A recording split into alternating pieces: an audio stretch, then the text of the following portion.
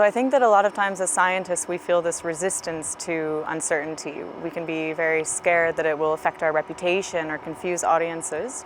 But what we're finding from the perspective of science communication is that uncertainty is something that should be embraced. We should be acknowledging that this exists, and not only that it exists, but it's actually very useful as a tool. Seeing these uncertainties between stakeholder groups or within stakeholder groups can also highlight very, very important issues that need to be discussed. So I think that there's this resistance to feeling uncomfortable feelings, and we know that our decision making is very largely influenced by our emotions, whether or not we're even aware of them. And so one of the aspects that we're looking into is what are these underlying emotions, or what are these underlying values, interests, needs of different stakeholder groups when it comes to communicating about the climate, to incorporate that into our decision making process rather than either skipping over it or even maybe not being aware that it exists in the first place. So in science communication, when we teach it, one of our starting points is talking about the deficit model. So this is the sort of assumption that we are making the decisions that we do based on some sort of lack of knowledge or based on the knowledge that we have. And that is definitely part of our decision-making process, but it's not the entire decision-making process. And so I think that data visualization and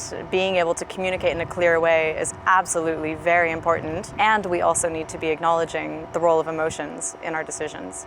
I think that it's important that things are standardized so that we can talk about it together, so that we are using the same terms, but also that we're using the same terms in the same way. And this is actually ties in with another part of our teaching about definitions.